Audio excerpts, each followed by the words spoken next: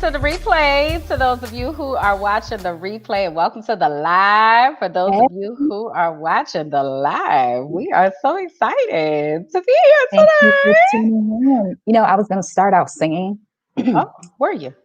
yes, my AKA chant.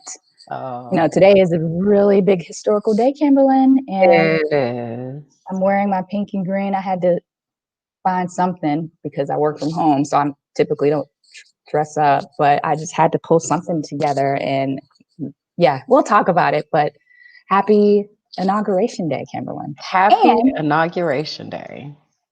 happy Founders Day to all the January babies. Happy belated Founders Day to you. Thank you. Uh, Same to you. Thank you. Who else? The Zetas, the Alphas. Happy With belated Founders the Day. Kappas, Oh, okay. Sigmas. Okay. Okay. It's a lot of January. It was. Are the Alphas in January? I don't know. I think they're in I should know. December. Maybe you should know, But but we're not gonna talk about. We're just gonna move past it. Happy Founders Day to all of y'all belated, and happy Inauguration Day to yes. Yeah. everyone. We are so excited to be here tonight, and it's a special night. So we are definitely going to talk about all the things. But before we do that, we want to make sure that you all have introduced yourselves in the comments, that you have let us know where you are watching from. If this is your Mhm. very first time hanging out with us on Brown Conversations, please type first time in the comments so that we are able to celebrate you. If you are always here with us on Brown Conversations, go ahead and type "Hey Beautiful" in the comments so we can see who we have here with us tonight. Go ahead and tag some friends while you're at it. People need a space. Like we need a space to talk about these things. So go Mhm. ahead and tag your friends. Tell them to get in here because Yes. we Yeah. have lots and lots and lots to talk about. So, hey, we see SF is here, Adrian is here, Paige, Linda, Kimani. Oh, this is Paige's first time. Welcome, Hey, girl. Paige. So we love to give spirit fingers and all the things for our first timers. So Hey, welcome to girl. you, and welcome as well to Patrice, first time. I Hey, love it. welcome I to the love it. Brown Welcome. Conversation. We are so excited. So again, if this is your first time hanging out with us, Mhm. type first time in the comments. If you're always here, type "Hey beautiful" so that we can see who we have on. Love it. Again, Love make it. sure you let us know where you are watching from. Tag some of your friends in the comments so that they are able to come and hang out with us as well, so that we can get this brown conversation popping. We have a couple more first timers. I see Denise is here joining from Charlotte. Welcome, welcome, welcome. Hey, Denise. I used to live in Charlotte. Angelina is here from St. Louis. Yes, spirit fingers for y'all. That's what's up. That's what's up. We get Welcome, ladies. Excited to have you. This is going to be fun. This is going to be fun. we oh my gosh, Always first fun. timers are rolling in. We have another one, Amir, maybe, from Justin, Texas, Justin, is Texas. here. Wow. Yes, y'all come on in here for the first time. Okay. Now, beautiful Brown Girls family, y'all know how we do. Show them some love over there in the comments, right? So they can feel right, welcome, and at home and all of that. So we're not going to belabor the time, y'all, because we got all the things that we need to talk about. So let me go ahead on and let you know what you are watching. Welcome. This is our virtual platform where we talk about all things brown girl related. We are here to connect you to other like minded women and give you a platform to share your voice in the brown conversations that matter to us and those we Mhm. care about. We want to make sure you 100%. are following us on Beautiful Brown Girls, and follow us individually as we take this journey through life. My name is Kimberland, and I come to you out of Pennsylvania. I am an educator, an author, a life coach. I help women find their God given purpose. And tonight, I am one of your co hosts here on Brown Conversations. What up, y'all? Hi, everybody. I'm Sab, and welcome. I come to you out of Dallas, Texas. I saw a few of you here were from one. I saw someone from Louisville. I saw someone from Justin. I am in the Dallas metro area. I am a marketing professional. I'm a podcast host, and I am a woman that's just trying to survive every day. So, uh, Welcome. I love it. I love it. So we see a couple more first timers coming on. Jay is here out of Atlanta. So as y'all continue rolling in, again, make sure you're introducing yourselves, letting everybody know where you're watching from. We are all about connections and making sure that we expand our Brown Girl Network. So you got some fam in the comments. Make sure you connect with the people. Okay. Now, before we get started, we do have a few announcements. First of which, you see scrolling down here at the bottom is the way for you to join our Beautiful Brown Girls Members Network, right? So this is our social space that we have curated just for Beautiful Brown Girls. It's free from Facebook and the algorithms and all the things, right? So if you go to members.beautifulbrowngirls.com, you'll be able to join our social network and hear about all of the amazing things that we are doing here at the Beautiful Brown Girl family. One of those things that's coming up is next week, exactly 1 week from today, because usually for our first timers, we're on every other Monday, but we know Monday was Martin Luther King Day. So we wanted to make sure that we celebrated that, right? So today we're on Wednesday, but next Wednesday, we have an episode of Brown Girl Boss.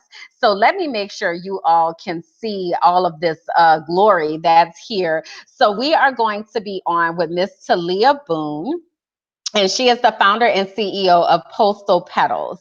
So if any of you all love fresh flowers and they help you to transform your space and maybe even your life, you want to be on to talk with us with Miss Talia as we interview her, because she'll be sharing her journey about Postal Petals and what it was like to start this business, but also the power of flowers. Yes, I love a good flower. And for any of you who have been on this joint for a minute, know that I got dead flowers back there. That's how much I love them so much. So I'm definitely looking forward to that.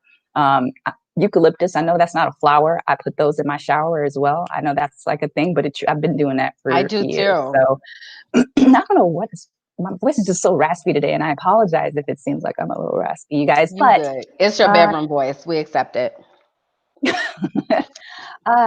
Yeah, so I'm looking forward to that. I'll definitely be tuning in. But can I also just interject really quickly, Kimberland? For sure. On the 28th, it'll be our 3-year anniversary. 3 years, you guys. We've been doing this for 3 years. We started out with three of us, but now it's just the two of us. And not just, it's the two of us, and we're thriving and we're doing awesome. So the 26th will be our 3 years. So technically we've been doing this for 3 years. You guys been rocking with us for 3 years. Wow, that time has really flown by. We should have did like a highlight video or like some kind of highlight reel. We could be like, look at the time. Wow, that's what's up. Well, happy 3-year to us. That's what's up. Awesome. Well, we plan on being here for at least 3 years more. This is the highlight of our week. We talk about it all the time. We love to hang out with you all and our beautiful Brown Girl family. So happy 3-year anniversary to Brown Conversations and BBG TV and this virtual space that we curated pre-COVID, right? We didn't even know that we were going to need this, but it came through in the clutch. Okay. So that's what's up. Yay. Happy birthday to us. Okay, cool.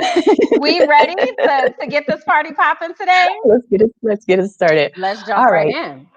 So we usually start out, for those of you who are new, we start out with current movies, current streaming movies coming out, current Netflix digital streaming.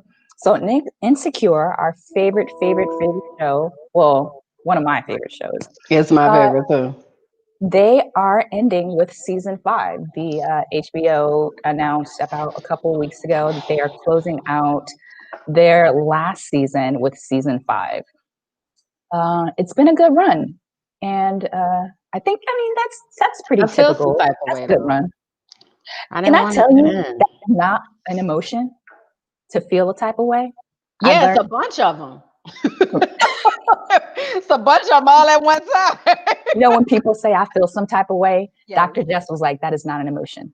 So go to your feelings wheel and but I But understand. you know, I just thought about that a moment ago. I was like, I should have pulled up my feelings wheel, right? Because I believe in a good feelings wheel. But no, I don't want it to end. Like I Mm, just loved the black excellence that we got to see on screen. And they yeah. better give us a happy ending. I'm gonna fight somebody. Cause listen, the way this last season ended, I was in here hot.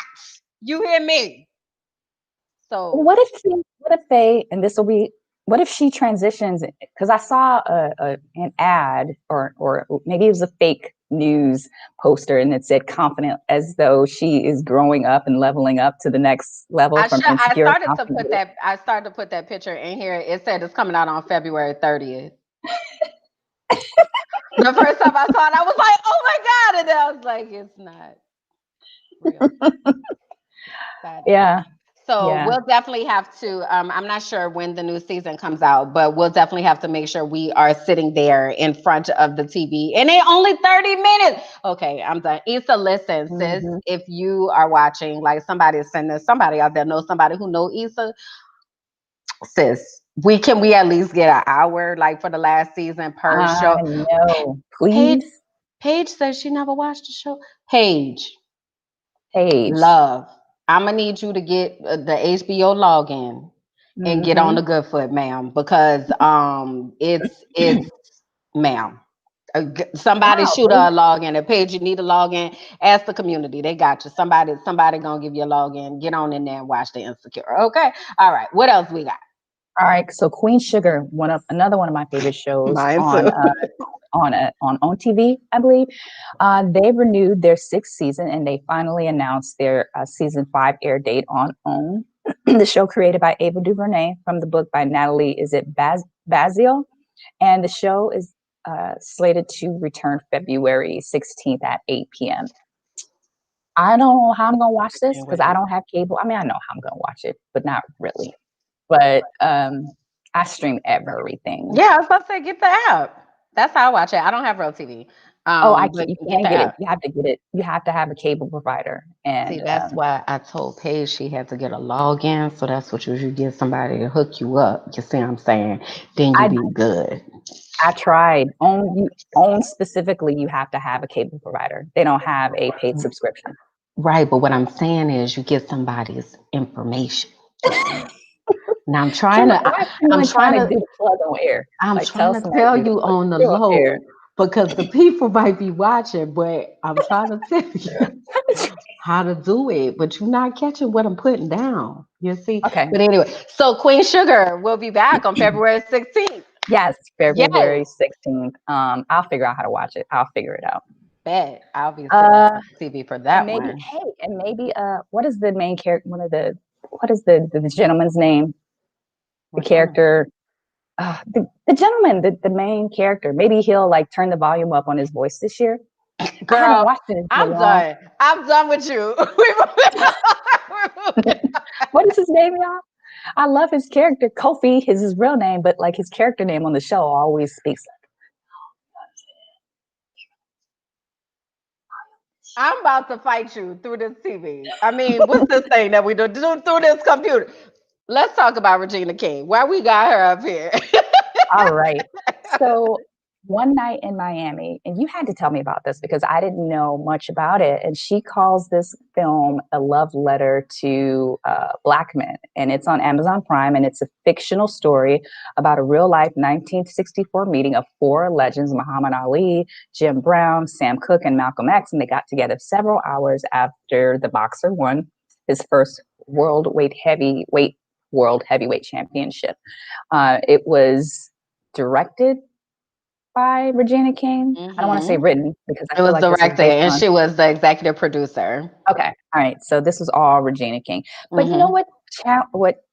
What tripped me out about this one is they said this is her first directorial debut. However, she directed a lot of Insecure episodes as Uh well, so it huh. wasn't necessarily her first directorial Movie, I debut. think directorial debut. She's done episodes of things, but I think this was her first movie directorial debut. So Okay, I see a few of y'all have seen it. It is okay. so Ralph Angel, thank good. you. It is so good. Like I really, really, really enjoyed it. Okay. And Stanza said the actors were so easy on the eyes. They Ooh, were. They are. It was really it was good. Like the whole time was I it good? was watching it with the knowledge that Regina King had directed it, and I Mhm, was just like, "Sis did this." Like it was really good. It was really good. But what I was gonna say is a lot of the actors are not big name stars, right? mhm. So Right. what's his name? Lord, his name just escaped my whole brain. From Hamilton. What's his name? Leslie? Is it Les? What's the man name? Lord, I'm sorry, I don't know. I didn't Aaron have to Burr. understand. I know it just left my brain. Like they'll tell me in a second. Aaron Burr from Hamilton. What is the man name? Leslie Odom, I think. Leslie Odom Jr. Am I making No, this no, up, y'all?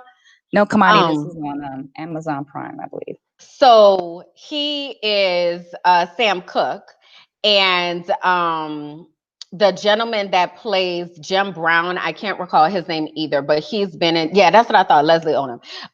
He's been in some movies as well. But anyway, the reason I bring this up is Regina King talks about how so many people, big name actors, were interested, but they didn't Mhm, want to audition, and she was mhm, not interested in casting mhm, mhm. anyone who wouldn't audition. So because they wouldn't audition, they allowed or left the door open, left the opportunity open. Eldest Hodge, that man fine, honey. Okay. But anyway, they left the door open for these actors who are not necessarily A-list actors to come in and steal the show. It's amazing. If you haven't seen it, it's on Amazon Prime. It's so good. Um, you gonna Is it like good? it. Is it good? I'm just kidding.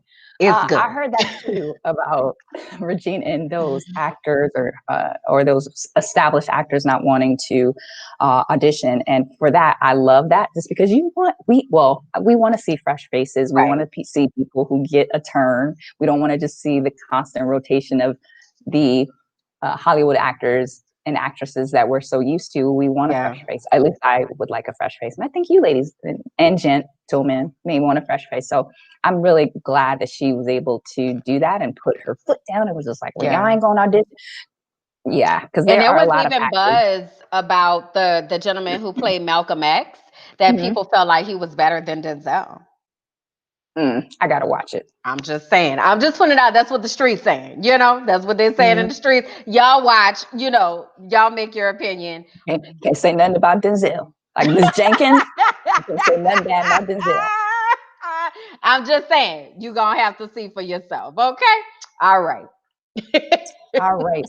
So Red Sox. Okay, y'all don't kill me. This is The Boston Red Sox. baseball, right? Correct. Okay, Yes. baseball. Okay, because I know there's a White Sox and then there's a Red Sox, and Yes. I think they're Chicago both in White Sox and Boston Red Sox. states, but there's two baseball teams in Chicago. Oh, I don't know about all that. Now you So you that, know yeah, this is where my baseball knowledge ends. But this is the Boston Red Sox. okay, thank you. So the Boston Red Sox, they hire Bianca Smith. She is a Black woman for the minor league teams. She is the first Black woman to coach a basketball, baseball, baseball team. Sorry, you guys. Her quote was, "I think it's a great opportunity, and also just to kind of inspire other women that are interested in the game." This, I wonder if this was strategic because I don't watch baseball. Clearly, I just goofed on a couple things. So this will definitely make me want to tune in just to see what she's up to and what she's about and how she's doing. But I also I love this, and she's cutie. She's a cutie patootie, by the way. I know Hmm. that doesn't matter; it shouldn't matter. But Black woman to Black woman, she's cute. She's beautiful. Not cute. She's a beautiful woman, and I'm just excited to see her in that space. Yeah. I Hopefully, it'll think bring more people to watch it. I was just gonna say I think baseball is a really white sport, right? Hmm. So it may be strategic. I would be willing to watch her. Hmm. you know so maybe the viewership Tossing will those go white up men just around. for Boston Red Sox views, but yeah, I think this is pretty dope. So let's keep Yeah, breaking these ceilings and breaking these barriers. absolutely. That's what today is about, son. Okay, Absolutely. I got No, I love excited. that. That's great. All right. So the next one, uh, we wanted to, so Vanessa Bryant, she had to, she didn't have, she kind of had to, she put out a social media post about a couple weeks ago asking the media to please don't let her relive that day through videos and images, just because the anniversary is coming up on the 26th, and we all know how the media can get when they're trying to um, memorialize again, or is it trying to the anniversary during the anniversary, they have a tendency to show the footage. They have a Mm-hmm. tendency to show the site, the crash Mm-hmm. site, the footage. So she's just asking, hey, media, can you guys please don't let us relive this day? Please celebrate their lives. So I'll go ahead and read it aloud. It says, I want to thank everyone that has, even though I got on my glasses, it's still kind of small. No worries. She said, I want to thank everyone that has handled their media coverage respectfully. To everyone else, please reconsider your news story and look at the footage through the eyes of their children, parents, spouses, siblings, and families. Celebrate their lives and not the day that they lost them in preparation of 126. And so she has a couple other pictures and things that she says on her Instagram. And I find it unfortunate that she has to even say that. But it's necessary for her mental well-being. At one point, she said she started to block all of the Kobe and Gigi dedication sites on Mm-hmm. Instagram, because you know Mm-hmm. how the algorithm works, because when you see those things all the time. So she's just asking you guys, please, media, please don't post the footage of the day that I lost the love of my life and my Yeah. daughter. Yeah.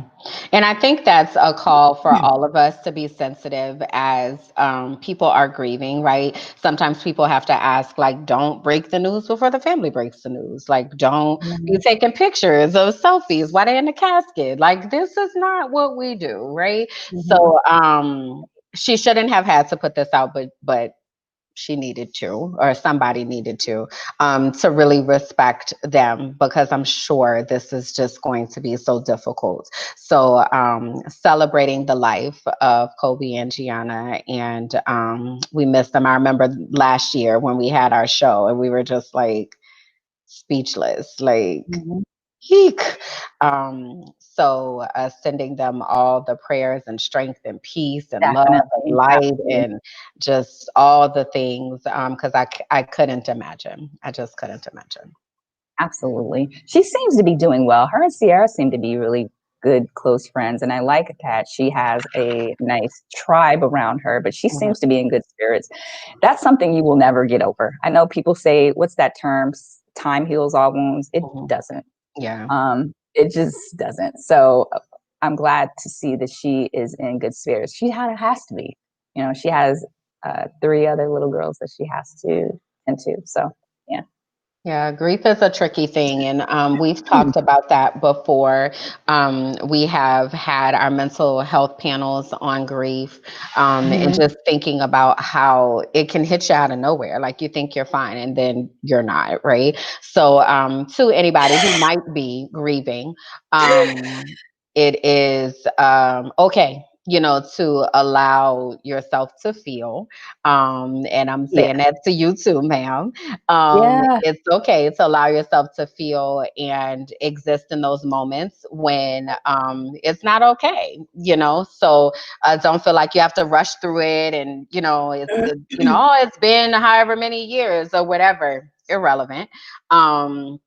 It's a real Yeah. feeling, right? So Yeah. let's continue to give each other grace as we Mhm. are all grieving different things, and it might not be a death; it might just be loss of hopes and dreams or what have you, right? Right. Right. So let's give each other grace in that. All right. So Denise said, time does not heal. All right. So Mattel, is it the toy company or the Barbie doll company? I believe. I don't know, but I know They Mattel. do both.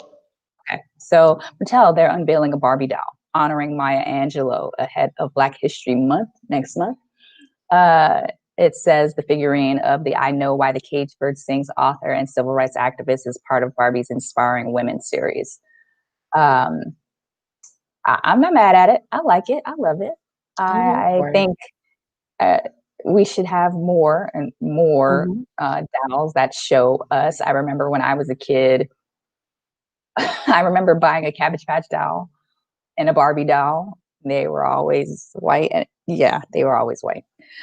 So it's just good to have this representation now in 2020 Yeah, for a little Black girl to see it's that past time. I love it. I might want to get me one. I don't collect Barbie just for dolls collections, anymore. Yeah, just to be like, I got the first Maya Angelou Maya doll. Angelou doll. Yeah, that's a big deal. I haven't had a Barbie in, yeah. I'm here for it. You know, maybe I'll sit it up here on my Maybe a bookshelf niece or nephew or or a that. great niece or something like. Or But I it's for just sit you. it or I just sit it here on my bookshelf and just be like, y'all see Maya back here? I got to channel the ancestors, you know what I mean? So I might have to like literally bring Maya into the space, I okay? can Because dig it. these people out here tripping. I But can no, dig it. I think it's super dope. I think it's super dope. So All right. So next, CBS, they name a veteran news producer. Her name is Shauna Thomas.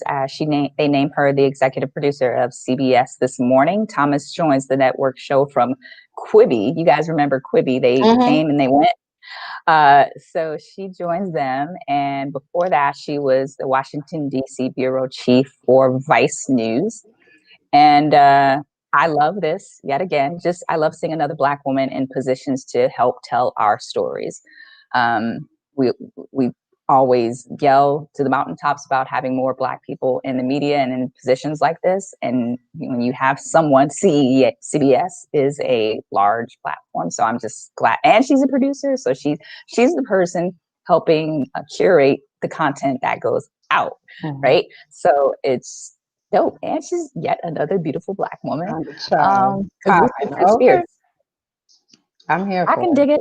I am Kind of here random. for it. I'm sorry. One on. Do you know HBCU hired a Asian woman to be their lead editorial person to lead HBCU Howard? They hired a Asian person, and I'm sure she's very qualified to be the editorial director of their newspaper. That's a whole nother story that we Interesting. can get into, by the way.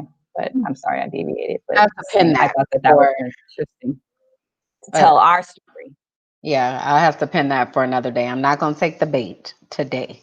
But to Teresa's point, glass ceilings are shattering all over the place, and I'm here for it. I it's past time. So I say we break all of them. We just enter into every space Yep. and Yep. just be the first whatevers in all of these spaces and make a t-shirt about it. Like, I mean, just be ridiculous. Okay. Like I'm the first to whatever Mhm. because it's a big deal. Yep. So I'm here for it. I love it.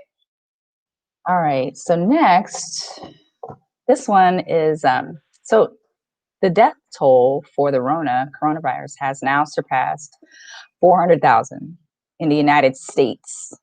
And that's less than a year after the country's first known virus deaths. And while that isn't anything that isn't a highlight that we necessarily wanted to share today, we just want to keep you apprised of what's happening in the US and just know, obviously, to continue to mask up and wear your mask and be careful and social distance and all those necessary things. But I was listening to the Bakari Sellers podcast the other day, and I had some notes here that I wanted to share with you about the vaccine. And I know we talked about it last episode, and all of us had our variant opinions about it. And I wanted to share with you what this doctor said. Her name was Dr. Ebony Hilton Bushholtz.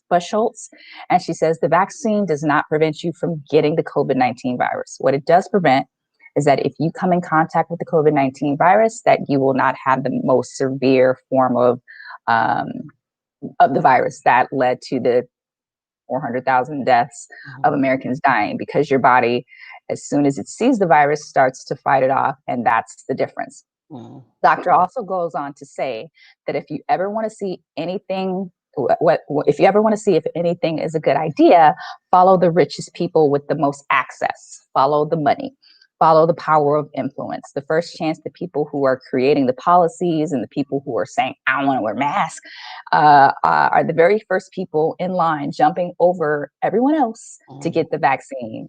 Lindsey Graham, Mitch McConnell, I don't know if he got the virus, but I know Lindsey Graham did, to get the vaccine. Mm. So follow the influence, follow the richest people, and see how they're moving when it comes to the vaccine.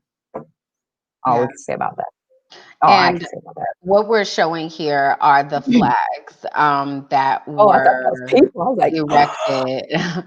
No, the flags that were erected on the National Mall. So President Biden, which we'll talk about in just a little bit, wanted the flags to represent the people who couldn't be at the inauguration. So beautiful. these pictures represent the people who have passed from COVID-19.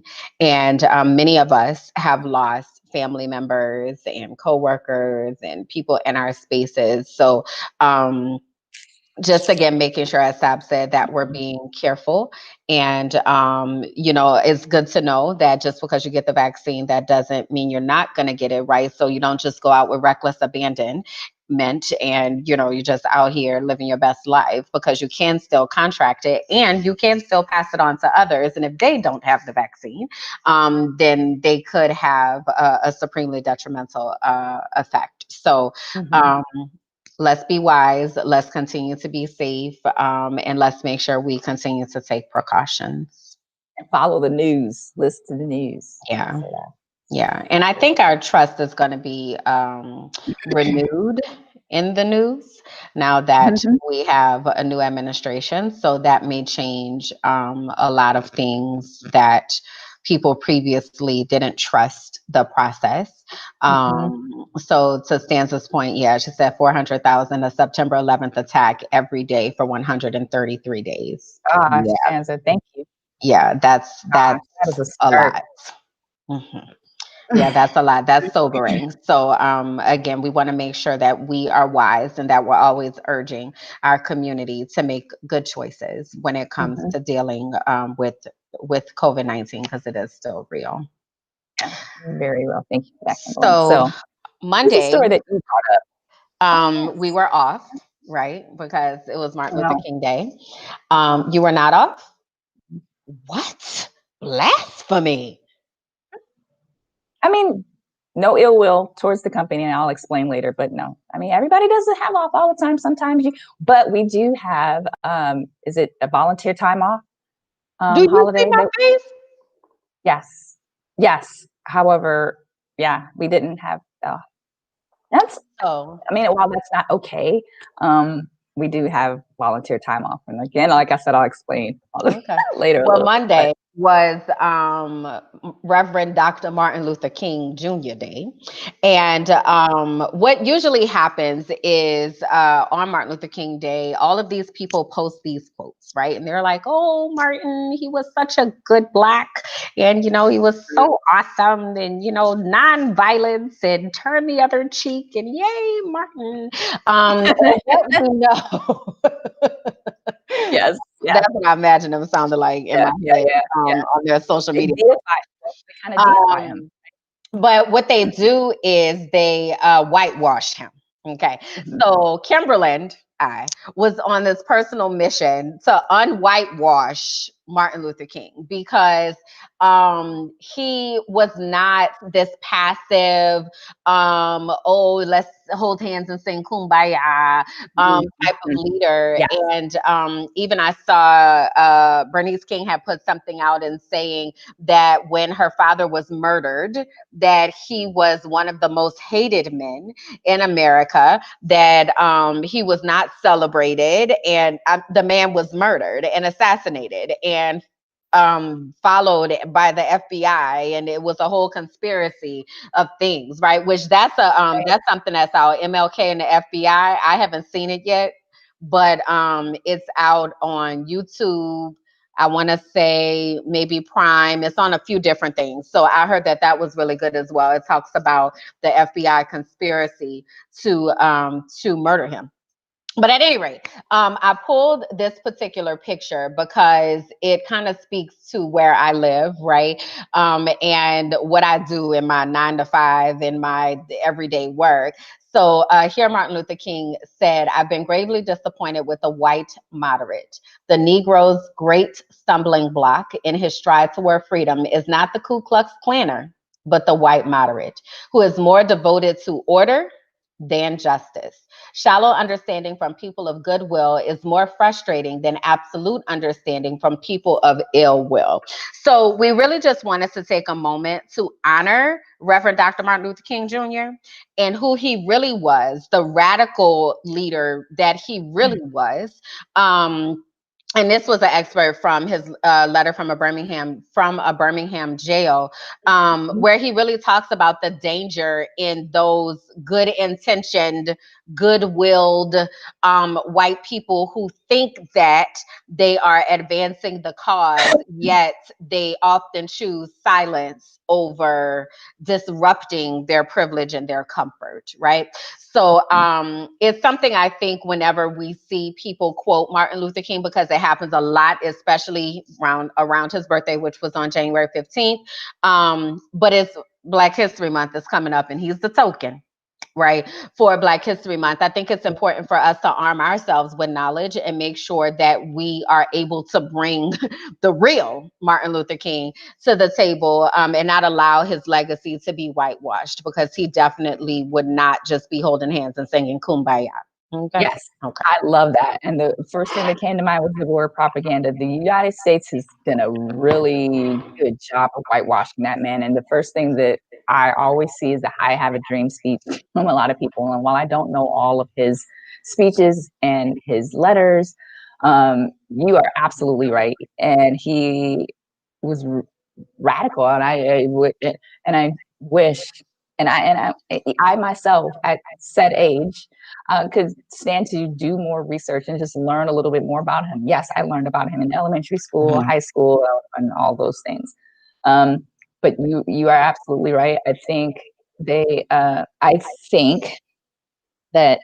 they the I think the word that I'm thinking of is deify. Like with Black people deify him, meaning like we exalt him to be this God of sorts, and we don't think of him as the human. We don't think of him as the man, as a man, and we don't think of him as a father. We don't.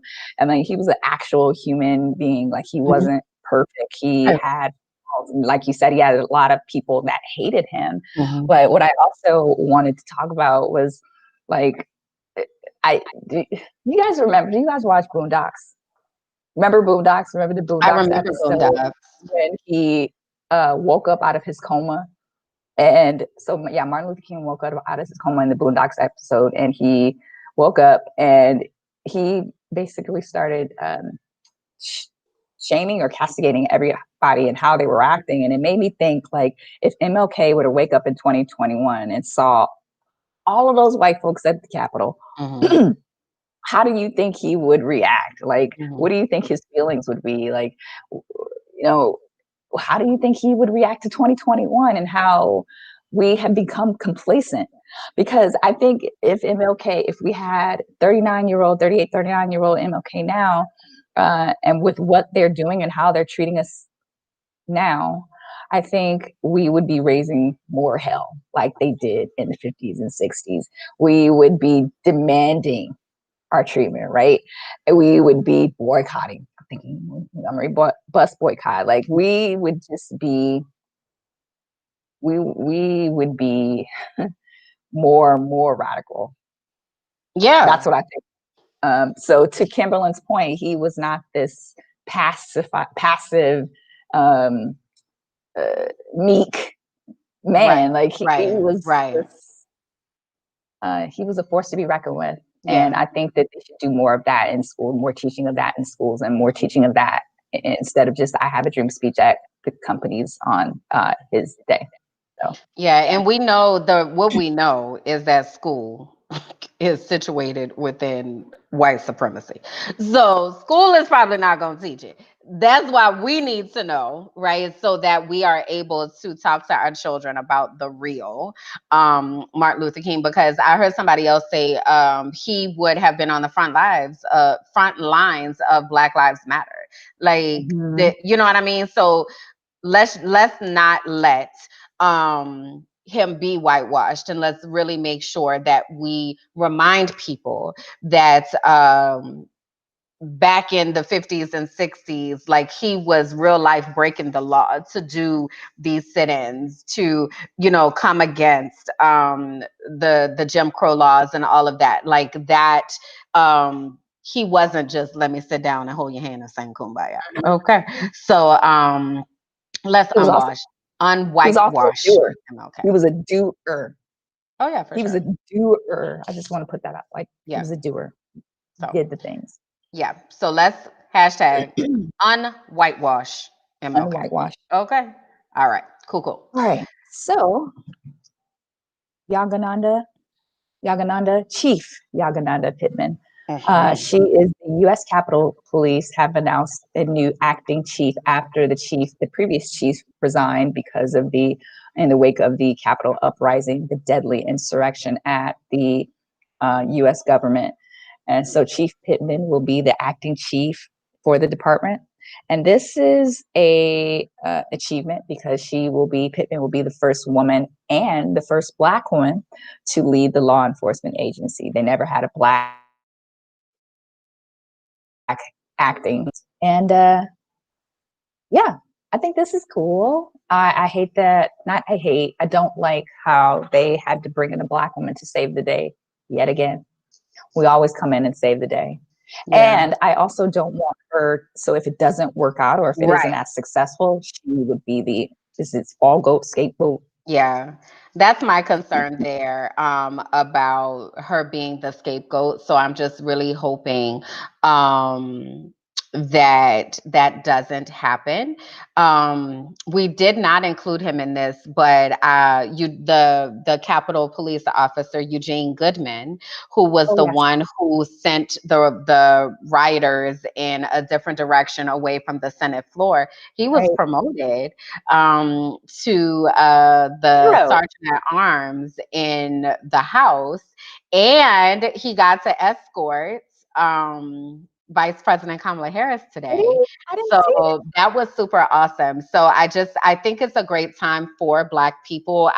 What I hate is that we sit on pins and needles of trying to, if things go left, like, you know, and we can't fully celebrate in these moments. I want to try to be more intentional about staying a little bit longer, just a tad, like maybe a few minutes longer in the celebration before I say, but I hate blah, blah, blah, blah, blah, blah, because reality is reality. But this is a big deal that Chief Pittman has been tapped, and it's a really huge deal that it. she's now in a position to really make a difference. So it's pretty dope. And what we know, when we watch that insurrection, is that Blue Lives Matter until we're talking Yeah. about To Black stand it, and stanza. brown. Blue lives. Perfect segues to stanza. Is it stanza? Stanza. It's comment. Okay. It says I don't know, is it he or she? And I apologize. I can't see your picture clearly. It says, I'm still in shock. It's DC's cops who protect the Capitol and not Homeland Security. Kimberly, you and I were on the Black Women Call a couple weeks ago with Mayor Muriel Bowser, and she Mhm. explained that process. And I don't remember everything verbatim, but I will say, if I can recall, she did put in a request Mhm. for help Mhm. even the days or weeks leading up to, and the logistics around that. They knew this was going to happen. They let this happen, you guys. That's just my thought about it. So let's just briefly get out our feelings and our thoughts about it. Community, get your feelings and your thoughts out about the insurrection. We won't ruminate on this too much. Um, Insurrection, coup. I didn't even know what a coup was until like a couple weeks ago, and I'm tired personally of hearing the word democracy, but I get it. But they allowed this to happen, you guys. Like they allowed this. This is DC. DC is structured for this is the US So government. I want you to be clear when you're saying they allowed this to happen. Who is they? They as in not the people, the not the DC. I don't know how they as in the protocols, the white people that are in charge of Mhm. because it's not the DC police, it's some Right. district outside. And then if the DC police or DC district or Capitol Police need help, they have to put in a request. Like it's a Right. whole And it has to be process. approved by the president and all that. So the reason I wanted you to clarify that is because the narrative became that it was Mayor Muriel Bowser's fault, that DC police did not do their job, and that's why they weren't prepared, right? When in actuality, it was that the orders or the calls for help that Mayor Bowser put in went to the president of the United States, Mm-hmm. who just so happens to be the fool that just left today. Mm-hmm. So um she yes had gotten the inside, and she knew, of course, that this was going to be a problem, but her requests were denied, right? And it's also coming out of how many um Capitol Police officers, how many people who had some type of position within the Capitol period were in on this, how many Mm-hmm. ex-military were in on this. Just this weekend, they've said that it isn't linked to anything, but there were 12 National Guards who were dismissed from their duty of protecting the inauguration because in the vetting, something came up that was like, man, you might not be the right person to do this, Right. right? So there was a lot that was going on behind the scenes. Oh, Stanza said Ayanna Presley's emergency panic buttons were ripped out before the riots. What the heck? So there were a lot of things that were happening behind the scenes that caused this to be able to Right. happen, right? Right. So I think that's important. And I think it's important to pay attention and for us to press our lawmakers to hold these people accountable to the highest extent of the law, all the way up to the top. Right. Um, So you're watching this and that you're black and so hold on to that, because you're watching this and you're black and you're thinking so many things, right? You're thinking like, if this were us, we were all thinking the same right, of thing, right? If course. this were us, we all know what this would happen. So, and we continue to say these things. And I put in my note that like it's an inalienable truth that like how they are going to deal with this, if they're going to deal with it at all, will always, We'll see what happens. always, it will always be different. As Linda And said, let's see who actually serves time in jail, right? yes, But what I do want to do is urge us to make sure that we do our part in emailing, calling, writing letters, right, to our lawmakers, right? So senators, I yeah, don't want I don't like to take the stance of, oh, well, there's nothing we can do. No, let's do what there is to do, because, and let's call it what it is, right? So when we just finished talking about whitewashing, right? Let's not whitewash this. They weren't protesters, they were domestic terrorists. It was an insurrection, it was a coup, it was an attempted takeover, it was a riot, right? Let's call it what it is. And when you hear the soft language, call it out.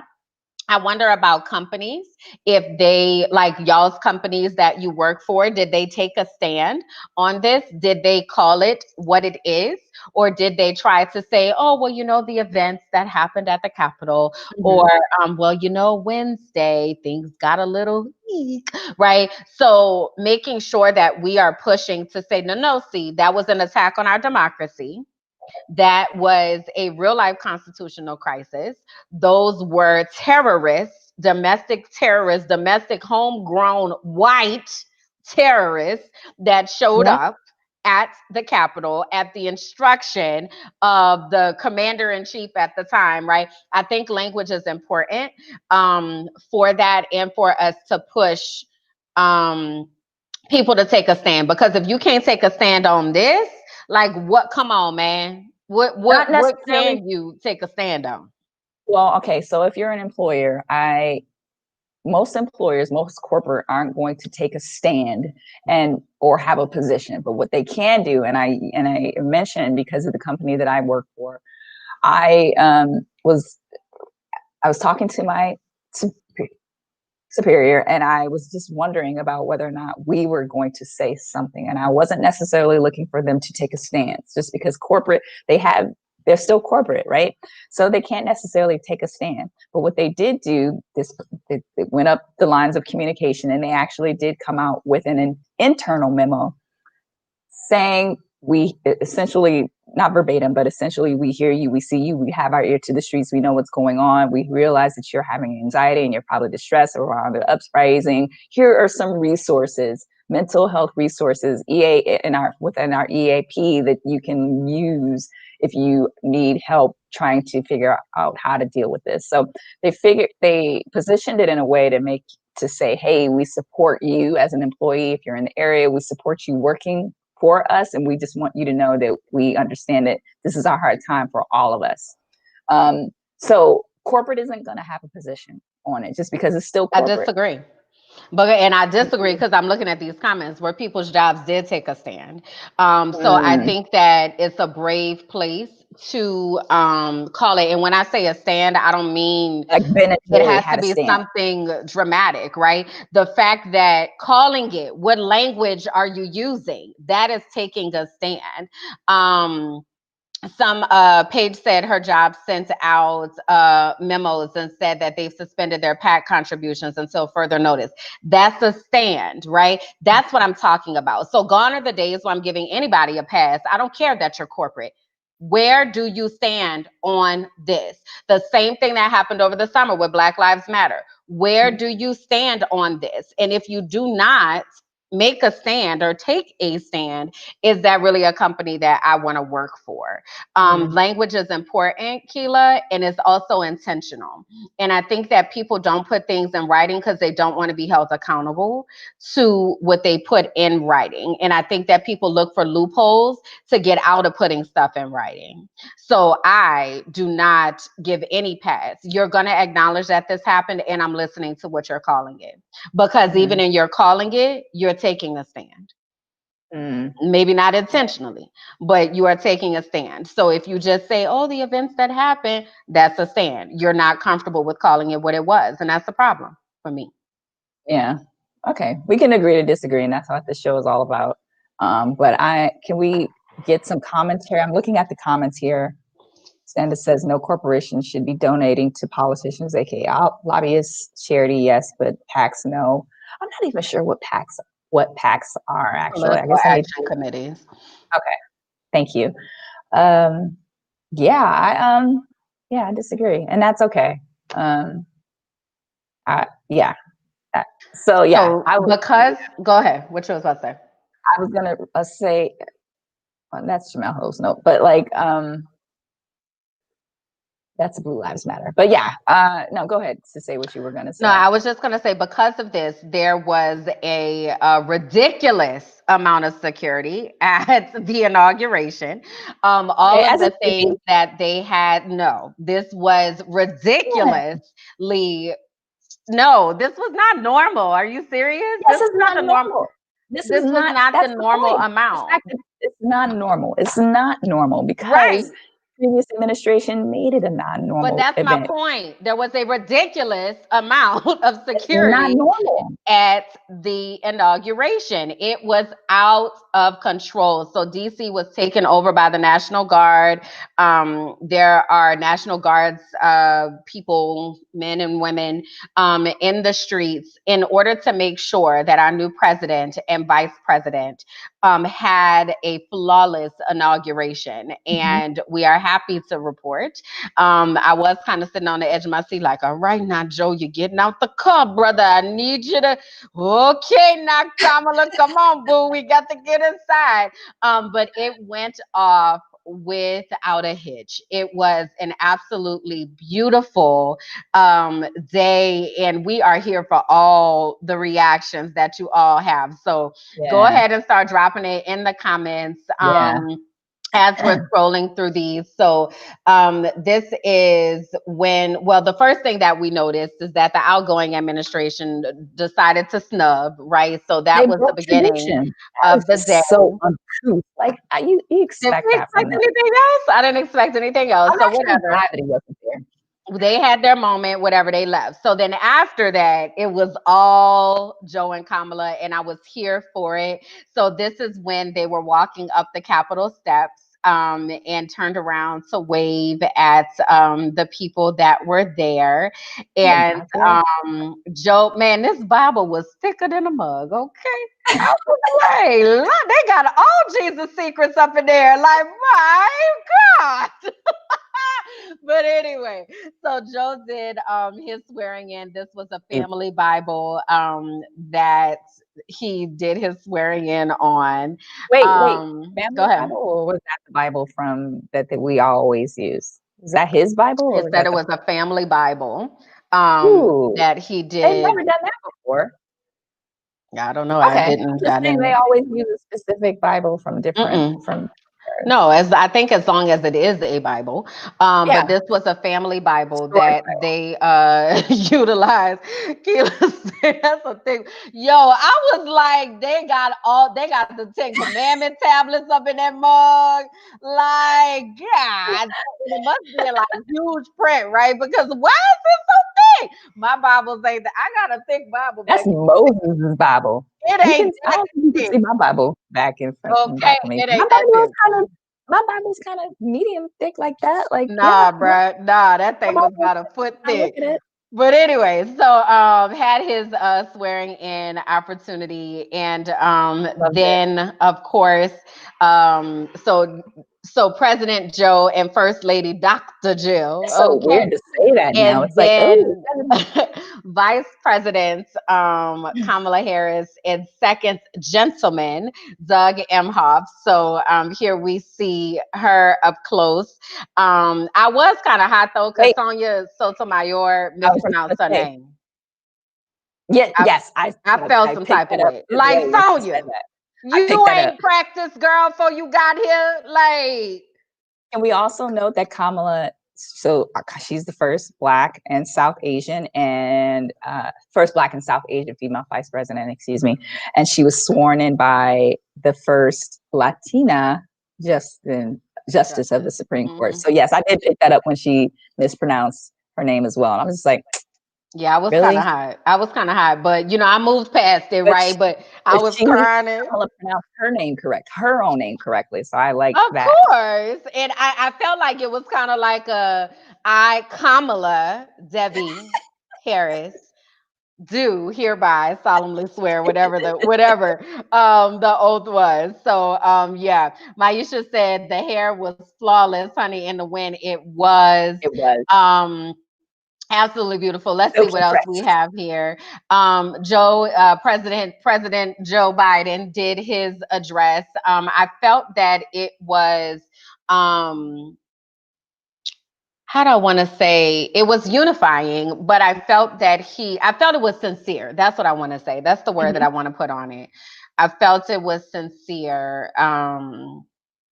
And really like his heart is broken, like I am here for all people, and we really have to make sure that we are coming together as a nation. Like I was like, okay, Joe, I'm with you. He I can was rock.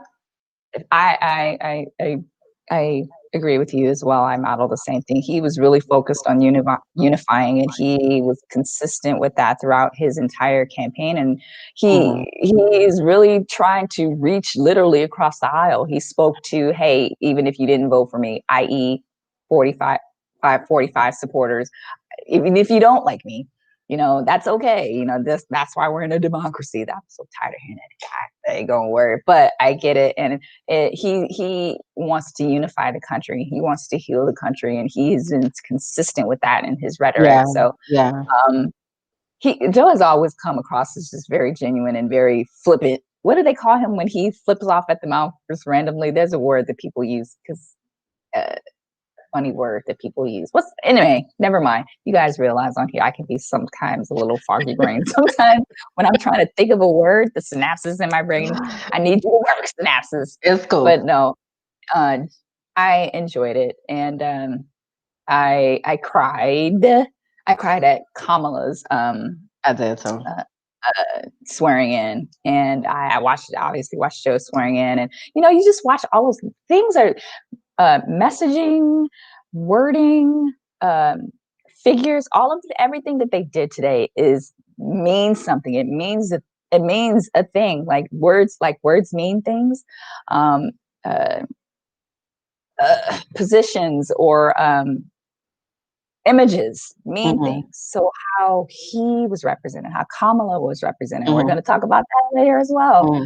Those mean things. So people want to have a president that speaks in full sentences. People Right. want to have a president that can actually articulate himself and not be combative with the people and just the rhetoric. All of those things mean things, not just for the US, but around the world. This morning, I saw a couple of tweets from some prime ministers in the UK, and to see how the world is reacting to Joe Biden coming board means it's a good Yeah. thing. So Yeah. Yeah. it As was just a Teresa good thing. said, he's a decent man. And I think that that shows, right? I think that there are going to be times where he makes Gas, that's missteps, the word. but or gaffes. But I think his heart is in the right place, and I don't feel that he's above reproach, and I can appreciate that. And to the Biden Obama connection, I do think that they will keep him honest. This picture just shows the difference, right? So this was President Obama's first inauguration.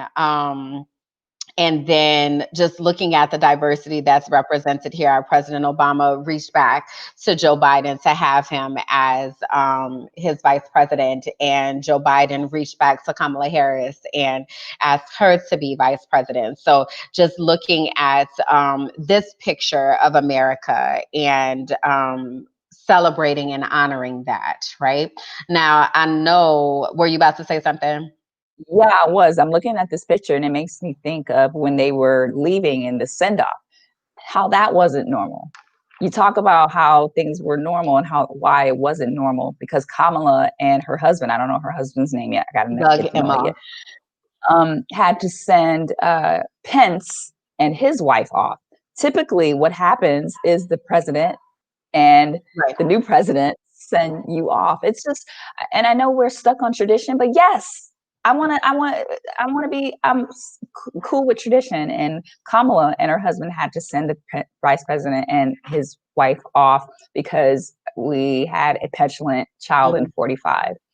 Yeah. So I hate that Joe wasn't able to really have this moment for Joe. Like, I I don't even know don't if though. they're I think that his presence would have taken away his moments. I'm actually glad that he wasn't there. Joe didn't need a tour of the White House. He already know the White House. You're right. And if he needed a tour, then the Obamas could give him a tour. I think that it would have sullied his time. And I appreciated him being, oh boy, done got out the way. It's all Joe. It was I appreciated him not being there, because I don't even want to talk about him no more, honestly. Because he's done. I don't acknowledge him with name or number. Mhm. He's over. It has passed, and now we have Joe. And Okay. I am super grateful for that. But I wanted to bring up, because y'all keep bringing up Amanda? this Oh, pantsuit. I thought we were going to talk Amanda. Are we going to talk Amanda? Can we talk about this pantsuit first? What I wasn't for sure if it was a pantsuit or if she had I don't boots care on what it with the was. Can we pantsuit. talk about the combination and the conglomeration of the Conglomeration. greatness of the Black Girl Magic, the I am here to Give me the slay rule. all of y'all. I done got my hair laid, this gold buckle, this plum blood red That's burgundy ox Merlot. blood That's the Merlot red. merlot situation I got going on right here. Can we talk about Let's this bask in it. for a moment? Okay. Let's bask in the Merlot pantsuit. I was like, oh, that's like a wine color. uh, she looked beautiful. We always enjoy seeing the Obamas I need a come and word grace bigger us than with their beautiful. presence. I need a word bigger than beautiful. Um, phenomenal, honey, um, exalting. honey. Or Sis, I mean, I was sitting here on my sofa like, Auntie Shell, you no ain't had to auntie. do us like this, girl. Shell, you did not come to play Who with called these her aunt? people today, honey. Yeah, she the young auntie, honey. Yes. Yeah. She did not come to play with these people. That stanza, that's a good one. Majestic. Boom. Okay. I like that. Good word. Honey. Thank you, Sandra. I like Exquisite. that's Okay. a good word too. Y'all come I through like it. with these I like it. adjectives here in this chat, honey. Okay, She was flawless. beautiful. She was Okay. still beautiful. The hair was laid, the hair was blowing, even like, you know, I think it was very subtly beautiful as to not take away from Kamala and her slay. I think they do a really good job of balancing each other. I'm sitting here looking at the picture now, because we're all still so excited about Barack and Michelle. I think I liked it. Kimberly, Cause you are like, I liked it. I think it was cool. I'm like, listen, girl. I I just was like, big girl. Listen, honey, Kimberly, you are a mess. I love it. girl. I love your excitement. I love your enthusiasm. You give it life. So I you was liked Michelle. here. I gather you I liked was here Michelle. for it. Then I was here for these moments, right? Mm-hmm. The fist pound, right? Mm-hmm. Like I see you, sis. You done did this, sis. We got you, boo. Like I was here for this, okay, sis, I got excited. Yes. sis, sis. The cameraman. I got. That's what them eyes said, sis. I got you. Kamala's like, you know, I love you, right?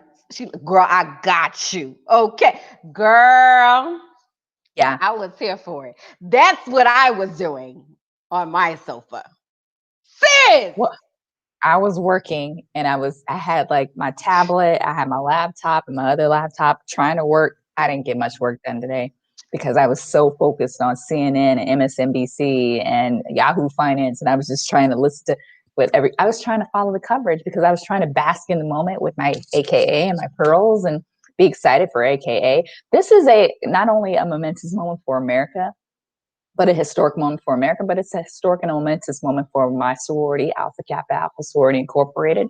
It's a historic moment for the students and alumni of Howard University.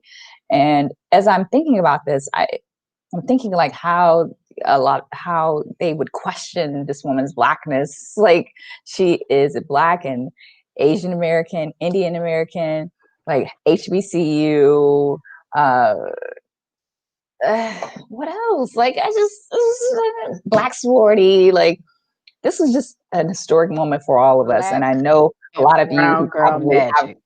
friends who are AKAs are seeing a flood of pink and green on your timeline. I took a picture today. I don't post pictures on Facebook like that, but I had to do it to document the momentous nature of a woman who is of Alpha Kappa Alpha in 1908 on my timeline. So when I look at this 5-10 years later, I'm like, okay, I posted it on my timeline. But no, it was just an awesome day, a momentous day, an historic day, and I was just proud to see it. And I'm proud to be a woman of 1908. And it was a day. It was a day. And yeah, it was a Honey. day for not 1908, but just for Black women, For period. black For people, women. just it for black, like, yes, black women and black people, just like you said, HBCU. So I have on my sweater today. Let me scoot back so y'all can see. It's a shout out to Fisk I like University, it. I like founded in it. 1866. Okay, right on the heels of the end of the Civil War. Like, I was like, I'm representing for Fisk today.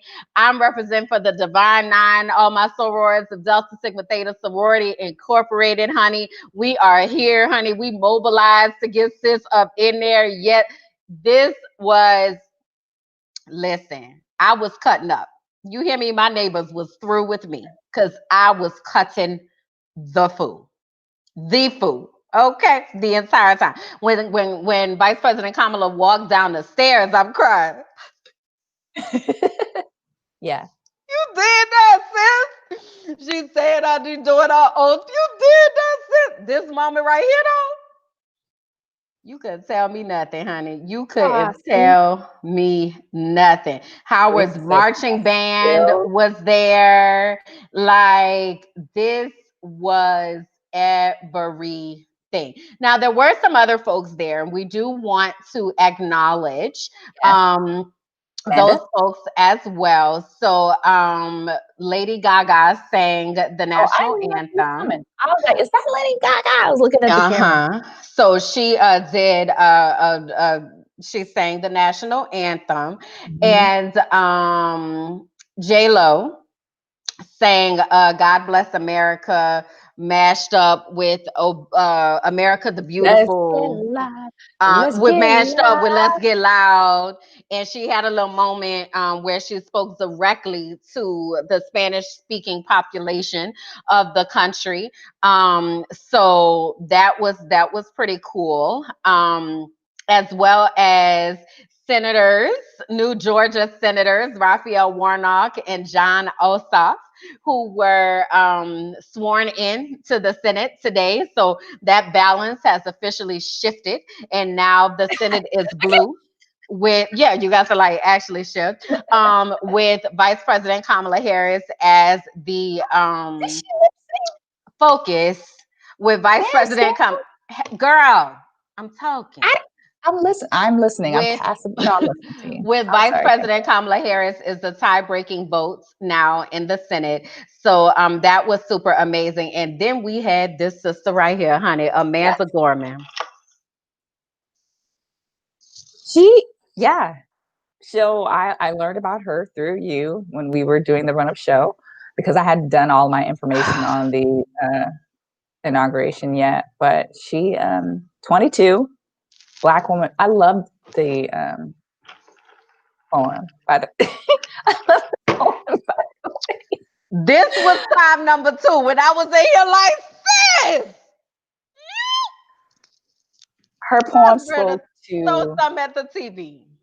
spoke to the challenges of the country that we face. Her was another one that made me tear up. She talked about something that she said about the belly of the beast because me and my Bible study group talked about that last night. I'm like, oh my God, we talked about that in Bible study last night. But there was a quote where so Amanda Gordon is the 22-year-old woman who was doing reading a poem at the inauguration. She was chosen to read at the inauguration of President-elect Joe Biden. And she already has a history of writing for official occasions. So she was the youngest poet in memory. I didn't know that. See, I guess I didn't know that they typically had poets at inaugurations. So I learned something new because of a Black woman. Well, you remember Maya Angelou was at Barack Obama's inauguration. Did she read? Mm-hmm. Okay. But then my apologies. All I remember is Aretha Franklin singing in the big hat. I don't remember Maya Maya Angelou was doing a there. perform. Okay. My mistake. But youngest poet. I didn't, Mm-hmm. yeah. Mm-hmm. But in her poem, it was a couple things. I don't have the transcript of her poem, but I do remember specifically where she said, there's always light if we're brave enough to be it. That was what I remember hearing from it. There was a lot more in her poem, but that was what I remember and wanted to make note of. There's always light if we're only brave enough to see it, if we're only brave enough to be it. Kimberland, how were you feeling when you were hearing it? How you were watching it? And same community, My like God, put about it to my computer, child. Like the grace that she had, like just in her delicacy, like you even see her hand there. Like made me want to go write a poem, child, and I ain't no poet. But I was like, I need to get my life together because clearly I need to pen some lines. Okay. Like she was in that yellow. perfection, Y'all know perfection, I sophisticated. love me some yellow, honey. And this yellow coat, sis. I yeah, I try to For me, I try to live in the moment. I'm not really good at taking pictures or taking screenshots or taking notes. So I try to live in the moment, and I was trying to live in the moment today. So as we were preparing for the show, I was grasping to trying to find research for the show. But every moment I took in every moment of her speech, and I just felt inspired. And I felt inspired because she's such a young woman, because I learned that she was pretty much done when she was writing this speech when the insurrection happened, and she kind of went back in and finished it after the insurrection. So it just made me think about how talented she is, and how much more she had to talk about, and the whole it was very timely. It felt That's what I'm gonna timely. put on my bookshelf. That But porn. That porn. That girl, man, look, I was here it for was it. just flawless. Like, it wasn't no nerves. I wonder. I mean, She's I a imagine pro. this She is professional. a Yeah, pro. She's at the youth 22. poet laureate.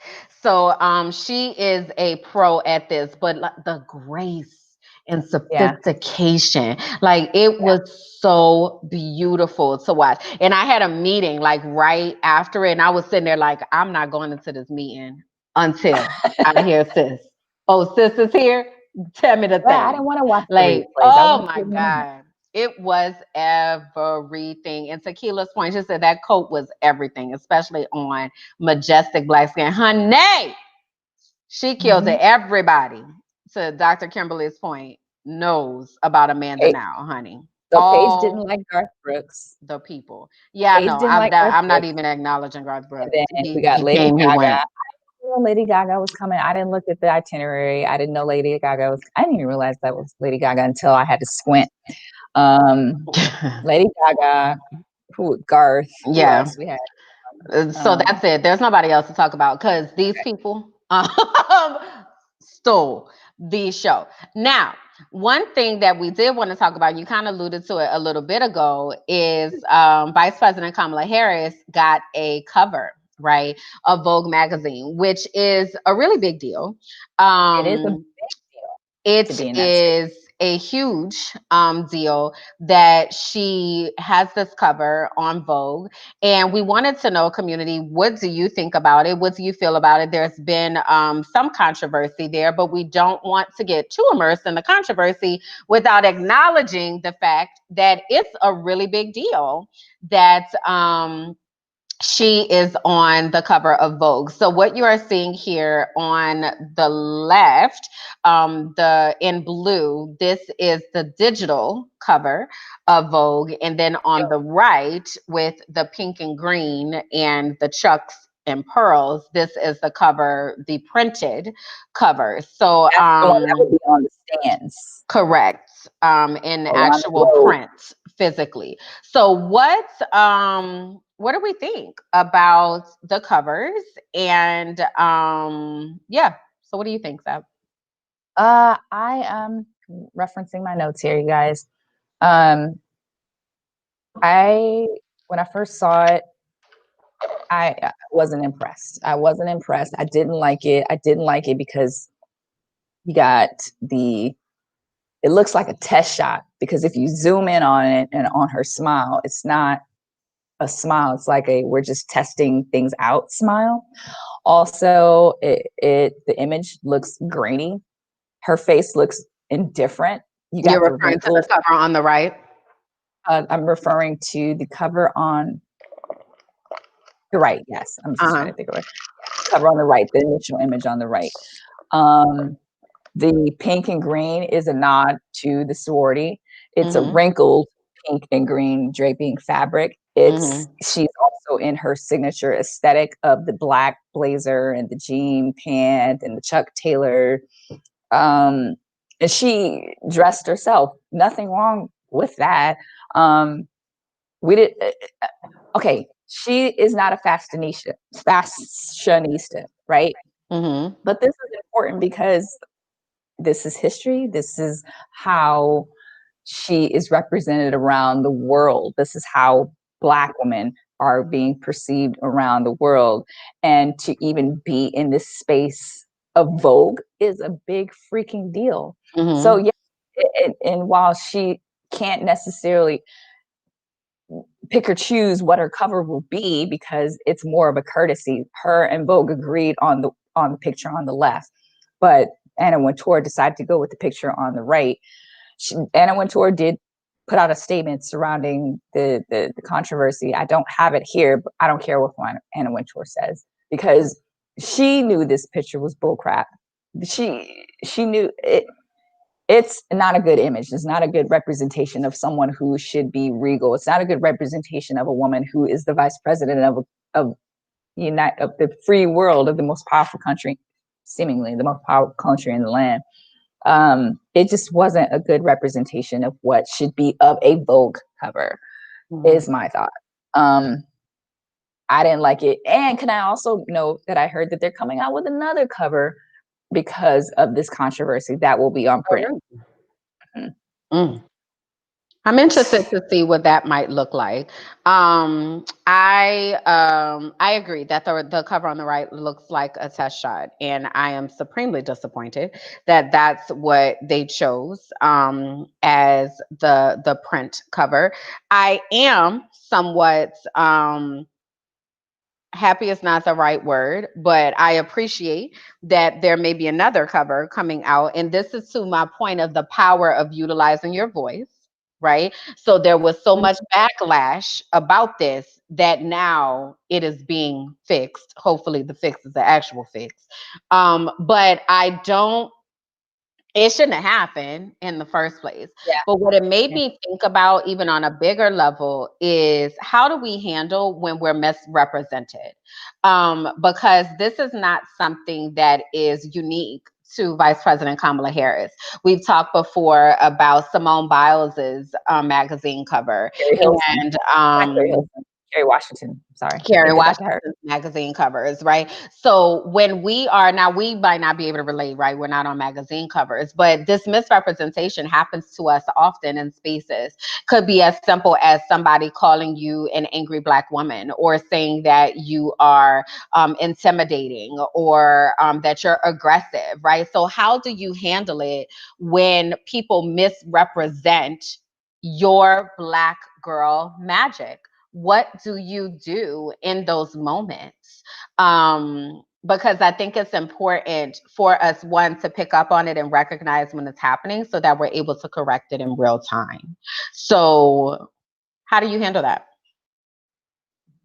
How can you, outside of voicing your dissension, and because we don't have any autonomy over a magazine cover, right? I mean, when you go to these magazines and you're taking these pictures and you guys agree, it's like a courtesy agreement that, hey, this is the picture I like, this is the picture that I don't like. They're gonna pick the picture that don't pick the picture that I don't like, right? That's what we agreed on. But you don't have any autonomy, or you don't have any say in what they choose, because it's a magazine, it's a publication, that's their brand. And it makes me think, like, if this is the Vogue brand, this is what you want to represent. And I was really surprised at what Anna Wintour said about her defending this. So to your point, my solution is amplifying, looking to these Black publications to amplify us in a bigger way, because maybe in Essence or Ebony or any other of these Black publications will come and swoop in and do a dynamic magazine cover that will get the same attention and same loudness that a Vogue did. And while it may, I feel like Essence and Vogue, they're kind of on the same field. Like, Essence is the Vogue of the Black community, and I hate to compare those two just because I don't like comparing Black and white magazines like that. But what I'm saying is, like, when Kamala gets her Essence cover, and she will, it's going to be a dope one. I'm certain. What I wonder, though, is how do we hold? So again, I'm gonna go back to this whole, I don't like being in this space of, oh well.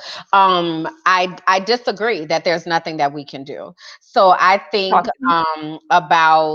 so in this particular context, so my agreement with you is going to have wording that says I get the final say. on the pictures, or else I'm not doing it. Right. Mhm. In my real life, right, because I'm not on magazine covers, in my real life, I'm going to make sure that I correct it. So for instance, if somebody misrepresents me and calls me aggressive, I'm going to restate, no, I'm not aggressive, I'm direct. Right. Or if somebody says, I'm angry, I'm not angry, I'm passionate. Right. So I think that we do have agency and ability to be able to correct misrepresentations, just bringing it down to an everyday level. In regard to this, I think that there is negotiation space, right? So being a model, what I know is that I do have the ability to say what pictures I am approving of and what pictures I'm not, because it's in the contract. Okay. So if you break that contract, then now we have a problem, right?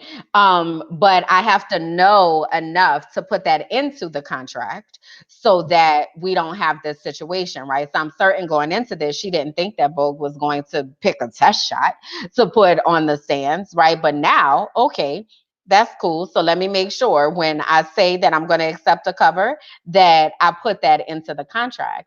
So I just think that we always have leverage and we always have a way to make sure we are represented in our best light. In order to protect ourselves, Yeah. because we very often get misrepresented, and it's not just, oh well, they misrepresented me. I think we have to be very intentional about utilizing our voices and our networks to make sure that it doesn't happen again, or that it doesn't happen in the first place or to anyone else. So You that's make what I a think. great point.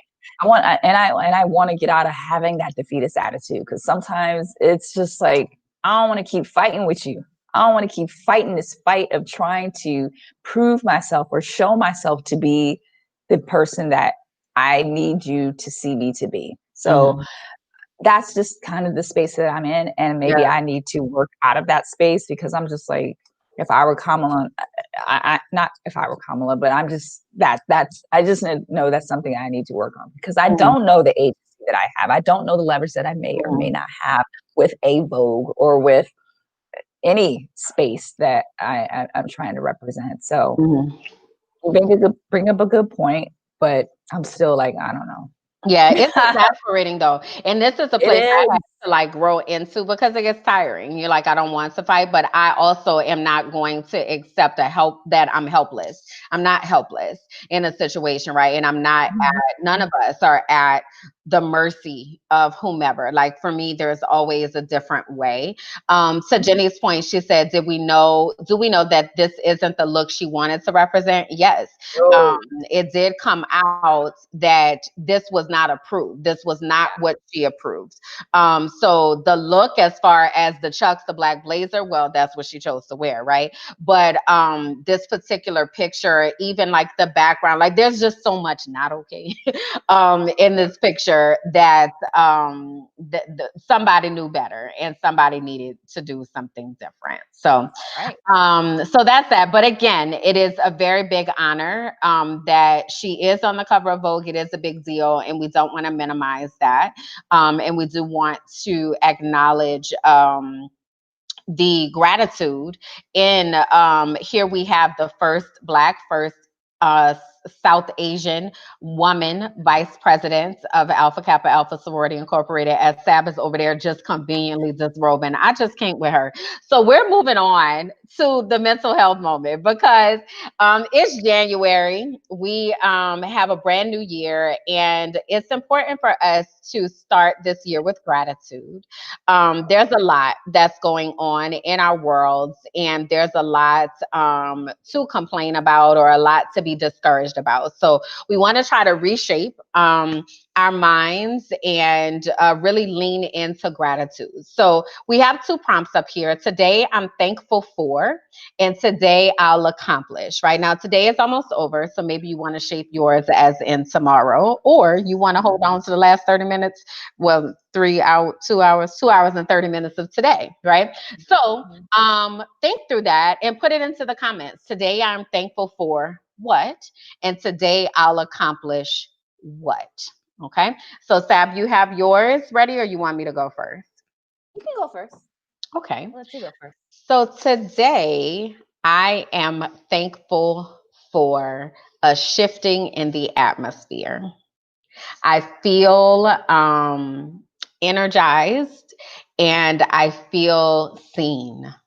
My vice president looks like me. And I love she it. is real life about to be in the White House advocating for people who look like us. Today, I will accomplish laughing until I cry. So when we get off of here, I plan on putting myself in a mental space that I will laugh so hard that I will start crying. Hmm. Until your stomach hurts. Laughing till your stomach hurts. Those are the All of laughs that. that you need. And Those are the laughs that I help want you some avoid. tears. Like I want tears. I want to not be able to catch my breath because I'm laughing so hard. Like I want to laugh so hard that I start crying. Okay. I'll be really quick. I don't Okay. have it. I don't have it today. I will accomplish. I have it today. I will accomplish tomorrow. I haven't. Okay. I was still ruminating over that. But today, I am grateful for, and we talked about it earlier, to have a new role. And if for those of you who've been following the show, know about me and my journey, and you can listen to it on the Bet on a Black Woman podcast. Also, I'm grateful to be at a company that listens and understands its team members and its team members that are of color and are Black, because I said something, I raised my hand, it went up the chain, a message was concocted, boom. And they listened. They didn't have to, but I Mhm. raised my hand and I said, "Is the company going to say something about the unrest?" And Mhm. to know that it went up the chain, and to know that it was a salient message. I Mhm. didn't share it on my LinkedIn, but they posted it on the internal. But to know that it went up the chain, it had to go through 5 people to approve it, and all those Mhm. 5 people looked at it and they were like, "It needs no edits. It's a perfect Mhm. message," because it Mhm. was. So Mhm. yeah, I'm grateful for that. All right. And your tomorrow you'll accomplish what? Paying a bill. That's the first thing that I seriously thought about. I'm like, I felt that girl in my spirit. I know that's not an accomplishment, but it kind of Heck is. yeah, So it that's the is. Shoot, don't minimize your accomplishments, sis. Shoot, honey, I felt that. I'm serious. So y'all drop y'all's in the comments. I see Irma said today I'm thankful for not seeing the dude uh, in the White House. Today she will accomplish girl. writing, editing more of her book. Oh, Irma, you Irma. gotta tell us more. Yes, honey, release that into the atmosphere. Okay. Kimani said today I'm thankful for my strength. Love it. Love it. I love Love that it. one.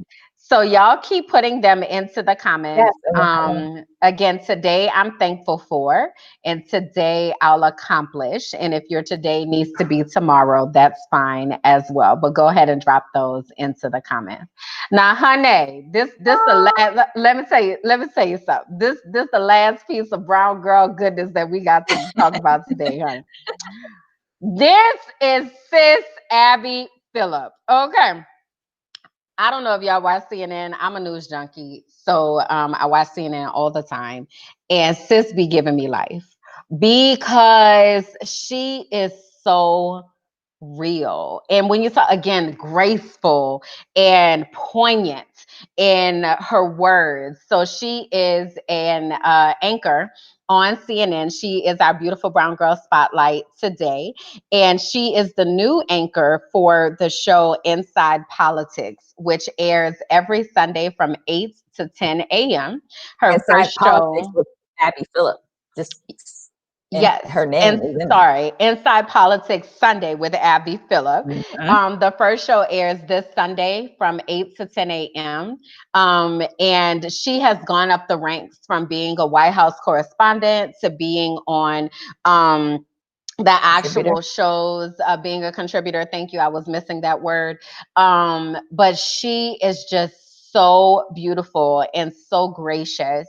And she has been really intentional in this election covering of making sure that she points out the contributions of Black women. She was really intentional in pointing out Stacey Abrams and making sure that she highlights all the things that are happening and that she elevates Black women in all that she does. And if you haven't watched her, check her out. Follow her on Instagram, on Twitter. She's amazing. Teresa says she's smart, beautiful. She has a kind, gentle soul. It just comes through on in who she is. You can tell with her covering. So she is our beautiful brown girl spotlight today. We are super excited for Sis Abby Phillip. And again, Inside Politics Sunday with Abby Phillip airs this Sunday and every Sunday thereafter from 8 to 10 a.m. So check her out, support her, and send her some beautiful brown girl love. All right.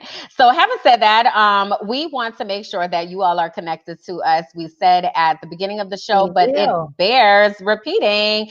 So we want to make sure that you know how to connect with us, right? So you can find us on all of these spaces in this social network. So you can find us on Facebook at Beautiful Brown Girls. We have a Facebook group called Beautifully Shaded. You can also follow us on Instagram at Beautifully Shaded and on Twitter at Beautiful Brown You. And we also want to make sure that you are connected to our Beautiful Brown Girls social network. So again, if you go to members.beautifulbrowngirls.com, you are able to connect to our social network, where we are free from Facebook and all the algorithms and all the things, and we get to be our beautiful brown selves. So definitely want you all to connect with us there. And Sab, can you tell the people where they can connect to you? Yes, you can connect with me on sabjackson.com. There you have all of my social platforms. You have my podcast, But I'm a Black Woman, on Spotify, Apple, Anchor, Google, etc. You can connect and learn more about Sab. And I'm a huge proponent of LinkedIn. So if you want to connect on LinkedIn, I ask that you please just tell me where you're from, because I'm more of a qualitative connector than a quantitative connector. So we'll love to connect with you there as well. Awesome.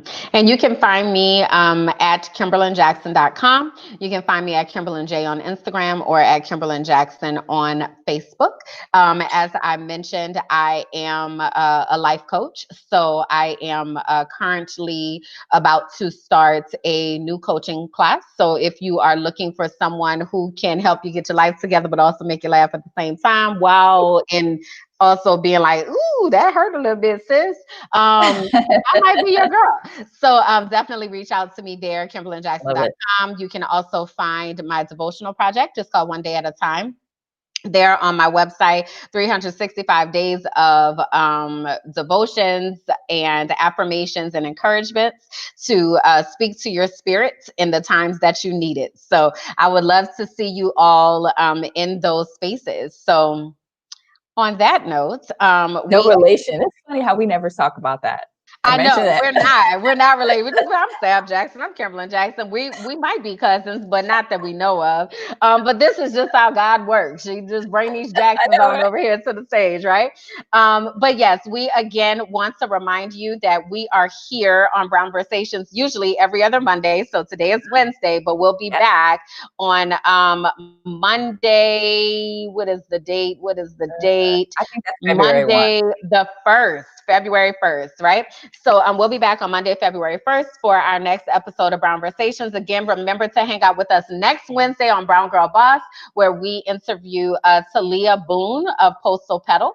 So make sure you connect with us there so that you can be plugged into all the things that are happening. So on that note, we bid you all an amazing evening, and we'll catch y'all next time. Be well.